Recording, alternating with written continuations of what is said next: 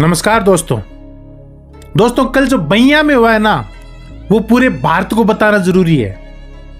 राजस्थान के साथ साथ पूरे देश में यह आवाज उठना जरूरी है कि कुछ स्वाभिमानी लोग वो अपने ओरण को बचाने के लिए खड़े हुए हैं। कुछ लोग गौ माता के लिए खड़े हुए हैं। कुछ लोग जो अभी भी हैं, जो वन्य जीवों के लिए खड़े हुए हैं, वो बड़ी बड़ी कंपनियों से नहीं डरने वाले हैं, वो लाठी के जोर से भी नहीं डरने वाले हैं। पूरे देश को बताना जरूरी है कि जब लोगों ने विरोध दर्ज कराया तो उनकी गिरफ्तारी कर ली तो कल का चुना हुआ लड़का रात में जाके उन लोगों के साथ खड़ा होता है और छाती ठोक के बोलता है कि शॉट मारना है तो रविंद्र सिंह भाटी को मारो, ये जो गरीब जनता है उसको मत मारो।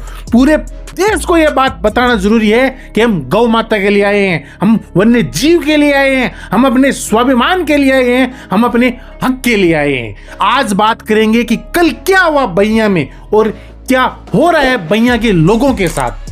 नमस्कार दोस्तों, मैं हूं दिनेश पारिक और आप देख रहे हैं दी अनबीटेबल कालचक्र। यह लड़ाई मेरी आपकी है, उनकी नहीं है। यह लड़ाई गौ माता की है। वो गौ माता जिसने रेगिस्तान में अपन लोगों को जिंदा रखा है। याद रखना, अगर ये दरख्त नहीं रहे, अगर ये ओरण नहीं रहा तो गौ माता नहीं रहेगी। और एक बात और याद करना, कहीं हम वो आखिरी पीढ़ी तो नहीं है जो अपने बुजुर्गों के, जो अपने लोक देवताओं के दिए गए बलिदानों को सुनने कर रहे हैं। आवाज उठाना जरूरी है। आवाज नहीं उठाएंगे तो आगे आने वाली पीढ़ी हमसे पूछेंगी कि कहां थे आप लोग जब ओरण को प्राइवेट कंपनियों को दिया जा रहा था। अपने बड़े बुजुर्गों ने ये चीजें रखी है अपने लिए, गौ माता के लिए, फिर आवाज क्यों नहीं उठा रहे हैं? मैं एक सवाल पूछना चाहता हूं, जो पर्यावरण प्रेमी है, जो गौ माता के लिए हमेशा बोल रहे हैं, वो बइया की आवाज क्यों नहीं उठा रहे हैं? सबको आवाज उठानी चाहिए। कल जो रविंद्र भाटी वहां गए थे, उनकी आवाज पूरे देश में सुननी चाहिए कि एक स्वाभिमानी लड़का आम आदमी की आवाज के लिए, जो गरीब जनता है वहां की बइया की, उनके लिए रात में भी उनके पास चला गया। वो कोई राजनीतिक स्वार्थ नहीं दे रहे हैं, वो अपना हित के लिए गए। उनको पता है कि गौ माता के लिए काम जरूरी है। जो मेरा वीडियो पूरे देश से देख रहे हैं, मैं उनको बताता हूं, हमारे राजस्थान में जैसलमेर जिले मुख्यालय से 100 किलोमीटर दूर बइया गांव है। वहां पे माता जी का एक मंदिर है। हजारों बीघा की जमीन माता जी के मंदिर के नीचे रखी हुई है। उसे हम ओरण बोलते हैं, बाकी भाषा में उसे गोचर भूमि बोला जाता है, कि जहां कोई भी गाय चर सके, वहां पे वन्य जीव का संरक्षण हो सके, बहुत सारे जीव जंतु उनका संरक्षण हो सके। लेकिन अभी क्या हो रहा है, वो कंपनी एक प्राइवेट कंपनी को दे दी गई, जहां पे बहुत बड़ा सोलर प्लांट लग रहा है। ग्रामीणों ने जब इसका विरोध किया कि भाई ये जमीन तो मंदिर के नीचे है, ये तो ओरण है, किसी की व्यक्तिगत जमीन नहीं है, फिर आप वहां पे पेड़ कैसे काट सकते हो? और जब कुछ ग्रामीणों ने विरोध किया तो उसे गिरफ्तार कर लिया गया। 10-15 लोग थे पहले, उनको गिरफ्तार कर लिया गया। जब यह सूचना शिव विधायक रविंद्र सिंह भाटी के पास पहुंचती है, रविंद्र सिंह भाटी न समय देखते हैं न वक्त देखते हैं, आधी रात को उनके पास चले जाते हैं और वही पुराना अंदाज, छाती ठोक के बोलते हैं, ये गांव वाले सही हैं। आप जो इन गरीब लोगों पे अत्याचार कर रहे हो ना, लाठी मारनी है, रविंद्र भाटी खड़ा है, मार के दिखाइए। आधी रात को उन लोगों को उनकी गिरफ्तारी से छुटाया गया। फिर दूसरे दिन गांव वालों ने और रविंद्र भाटी ने पुकार लगाई कि भैया गांव चलो, ये जो धरोहर है इसका संरक्षण करना है। अब भाई साहब कल हजारों लोग इकट्ठा हो गए। संगठन में शक्ति होती है।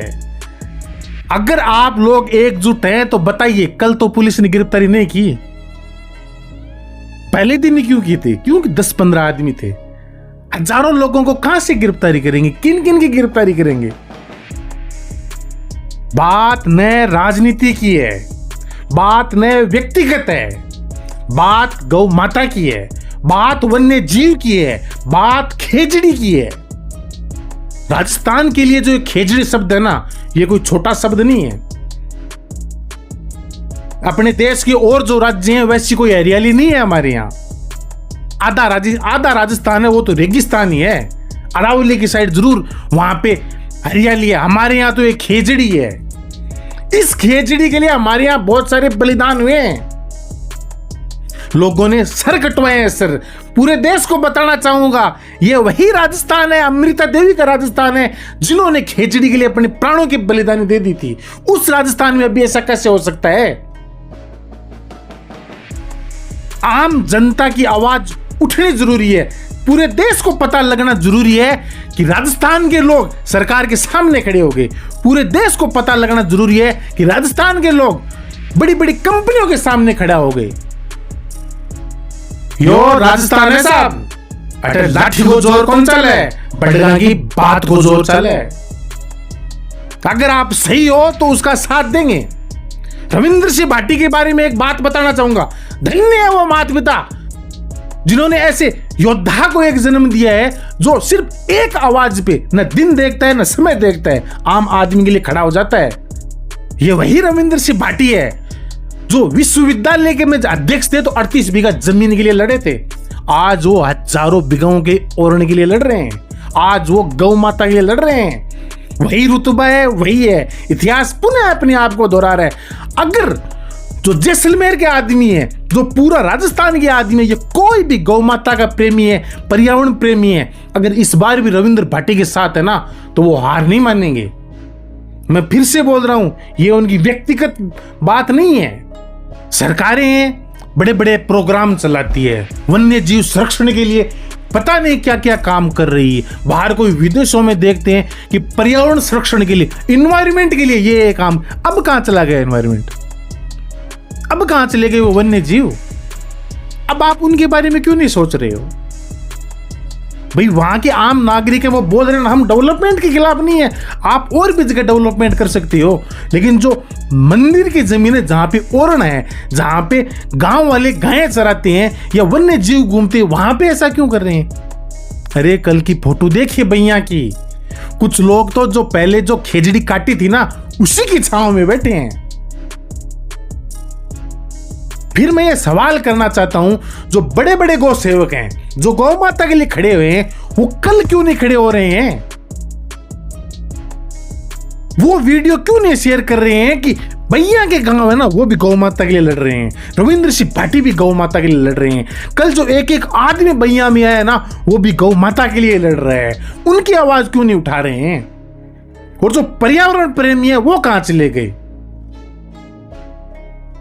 बस छोटा सा मुद्दा को राजस्थान के एक पश्चिमी राजस्थान में है वहीं थोड़ी रखना है, पूरे देश को बताना है ये, तब भी सरकार को पता चलेगा, तब भी वो बड़ी कंपनी को पता चलेगा। यहां के लोग झुकने वाले नहीं हैं, स्वाभिमानी लोग हैं। और एक बात हमेशा याद रखना, अपने राजस्थान में तो हजारों ऐसे लोग हुए हैं, अपने लोक देवता देख लो या संत महा देख लो, सभी ने एक बात पे हमेशा जोर दिया है, गौ माता के लिए बोला है, पर्यावरण के लिए बोला है। तो आज तो वो दोनों ही बात हैं। कल जब हजारों लोग इकट्ठा हुए और गवर्नमेंट ने बोला कि ये जो ओरण है वो राजस्व विभाग में दर्ज नहीं है, तो अभी आवाज उठने लग गई है या नहीं लग गई है कि दर्ज होना चाहिए। एक साथ रहोगे तो दर्ज भी होगा, एक साथ रहोगे तो गाय को भी इंसाफ मिलेगा। हम बात करते हैं कि राष्ट्रीय गौ माता को राष्ट्रीय पशु का दर्जा मिलना चाहिए। अरे राष्ट्रीय पशु का दर्जा मिल जाएगा वो भी बढ़िया बात है, लेकिन गोचर भूमि कहां जाएगी? वही नहीं रहेगी तो फिर राष्ट्रीय दर्जा देके भी हम क्या कर लेंगे? जब उनके चलने की जगह ही नहीं रहेगी तो वो जाएंगे कहां पे? मैंने पहले भी बोला था, दया अपने में है। अपने को कोई भी गौ माता दिख जाती है दुर्घटना में, जिसकी कोई बीमारी है, कुछ और है, कोई भी जीव मिल जाता है, उसकी कोई बीमारी है, कोई दिक्कत है, हम उसका इलाज करते हैं। लेकिन सही बीमारी का इलाज करना जरूरी है। सही बीमारी, ये जो बड़े बड़े ओरण है ना वो है, ये गोचर भूमि है, इनको नहीं बचाया जाएगा तो ये जाएंगे कहां पे? ये गोवंश कहां जाएगा? और जो वन्य जीव है हजारों, वो कहां जाएंगे? मनुष्य इतनी संकीर्ण सोच रख क्यों रहा है? ये जमीन कोई सिर्फ अपनी थोड़ी है, सबका अधिकार है इसमें। और जब भैया की आवाज है ना पूरे देश को सुनाई देनी चाहिए। जब पूरा देश आवाज सुनेगा ना तब सरकार के भी प्रेशर पड़ेगा कि ये गलत हो रहा है। और जो कोई भी हो, मैं अकेले रविंद्र सिंह भाटी के लिए बात नहीं बोल रहा हूं, कोई भी इंसान जो गौ माता के लिए बोल रहा है, वन्य जीवों के लिए बोल रहा है, अपनी संस्कृति के लिए बोल रहा है, उसके साथ खड़ा होइए। अकेला आदमी तो कुछ नहीं कर सकता। जैसे मैंने पहले ही बोल दिया, पहले जो 10-15 आदमी थे उनको तो गिरफ्तार करके ले गए, कल हजारों लोगों के लिए तो नहीं आए थे। जनता के सामने तो झुकना पड़ता है ना। चलिए दोस्तों, आज के लिए इतना ही, मिलते हैं अगली वीडियो में, तब तक के लिए धन्यवाद।